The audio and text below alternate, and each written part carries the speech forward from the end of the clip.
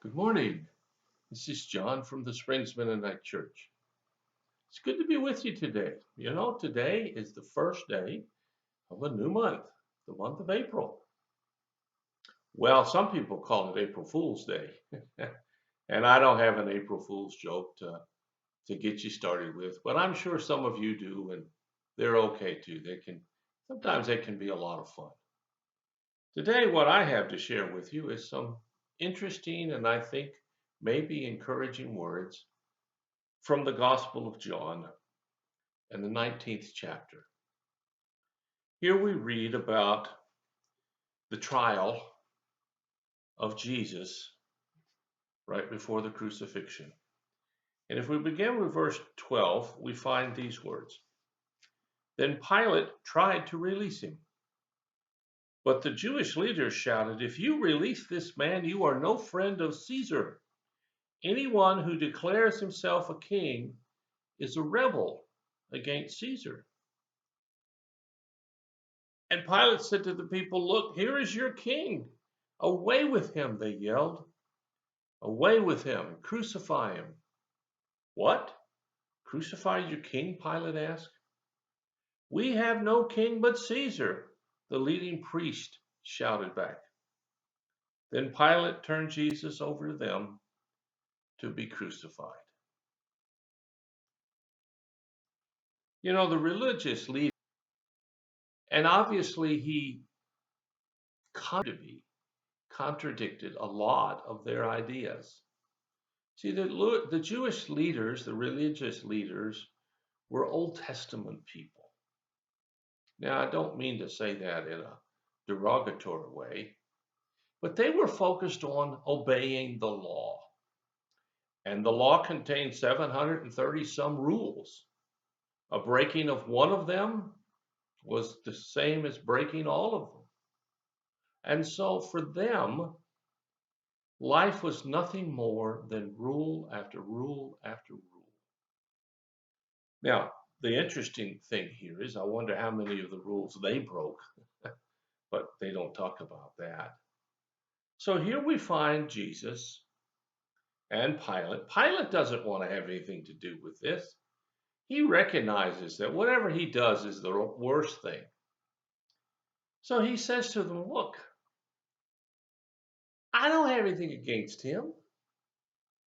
He hasn't broken any Roman law that we know of, we can prove." And the religious leaders said, "He calls himself a king, and it's against the law to have a king other than Caesar." Pilate says, "Okay, he's your king. Take him back." "No, no, no, no, no," they said. "Crucify him. Get rid of him. He's a danger." And so Pilate gave in and sent him to be crucified.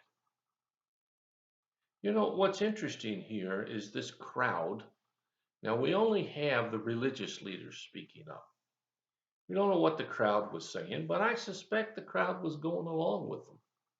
When you study the norms of crowd behavior as opposed to individual behavior, you'll find that when people get together, their own individual norms and values often fall apart in favor of what the crowd's doing.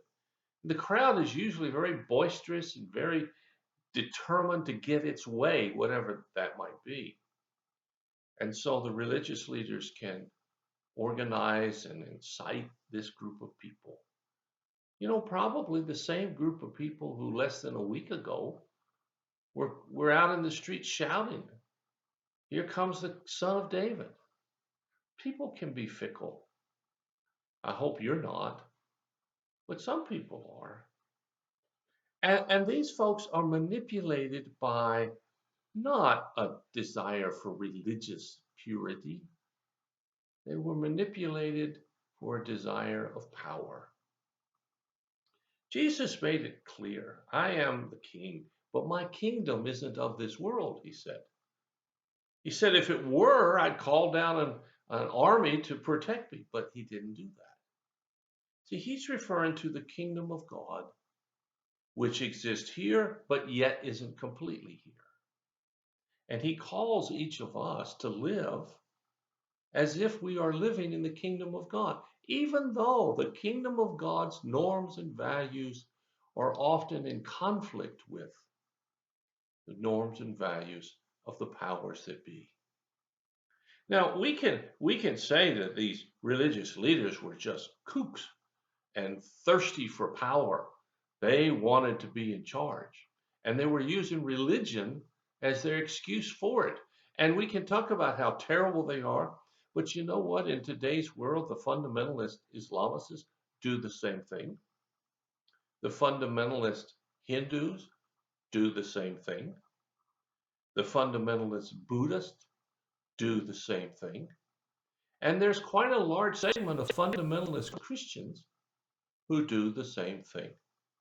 They want their kingdom, as they understand the rules, to dominate over everybody else. And they're not very subtle about saying that.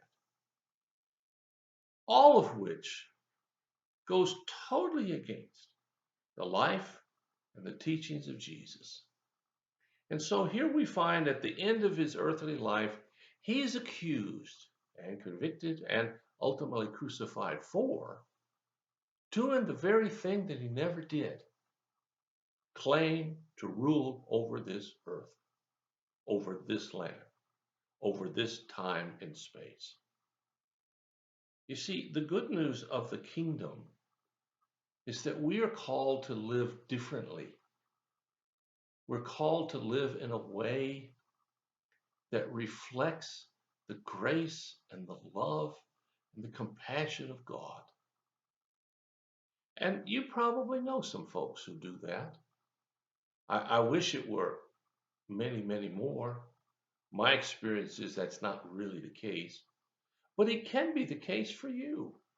Don't crucify Jesus by making him less than who he is, but at the same time, don't crucify him because you want him to do what you want. The crowd wanted Jesus to do what they wanted,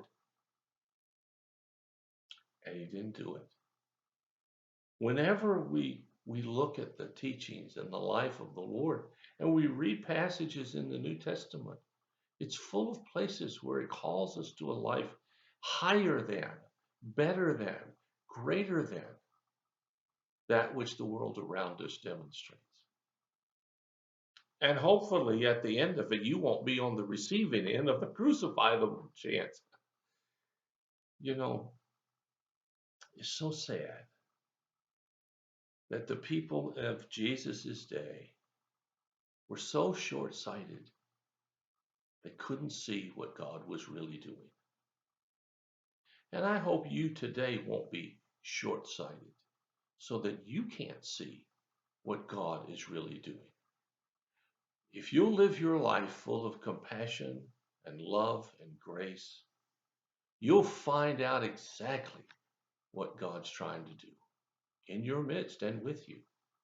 And I hope that's your call today. I hope that's your determination today as we come up to Easter, we come up to that day of the resurrection. May his love and grace fill your heart in ways you've never imagined before. You can do this. I know you can. And so does God.